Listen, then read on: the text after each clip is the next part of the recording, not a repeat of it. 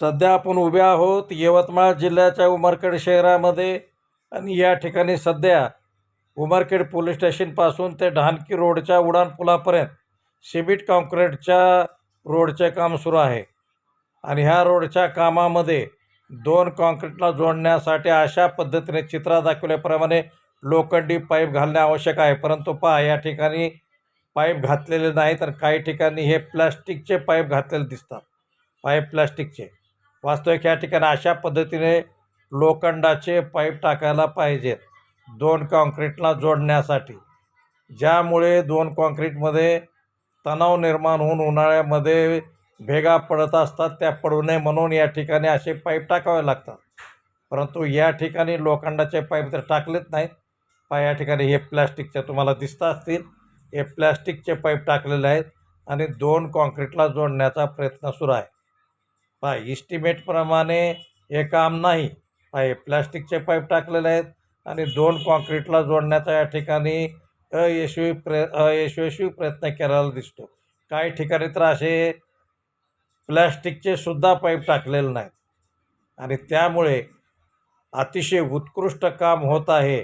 अशा पद्धतीच्या डेंग्या मारणाऱ्या ठेकेदारांना आणि याचे समर्थन करणाऱ्या लोकांना ही एक चपराकत आहे. दोन काँक्रीटला जोडण्यासाठी प्लॅस्टिकचे पाईप टाकवायला पाहिजेत. ही गोष्ट उपविभागीय अधिकारी दुधे, सार्वजनिक बांधकाम विभाग उमरखेड मान्य केली आणि आम्ही पाईप टाकत आहोत अशा पद्धतीने वक्तव्य त्याने अग्निबाणशी बोलताना केलेलं आहे.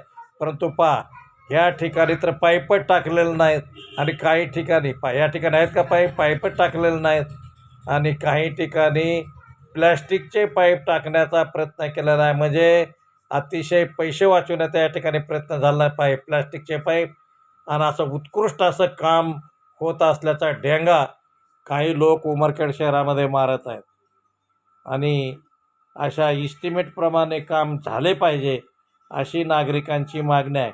परंतु इस्टिमेटप्रमाणे काम होताना दिसत नाही.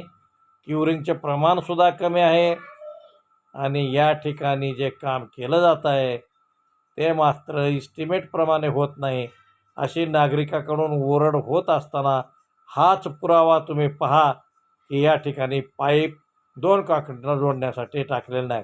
यावर उपविभागीय अधिकारी सार्वजनिक बांधकाम विभाग काय कारवाई करणार याकडे परिसरातील नागरिकाचे लक्ष लागलेलं आहे.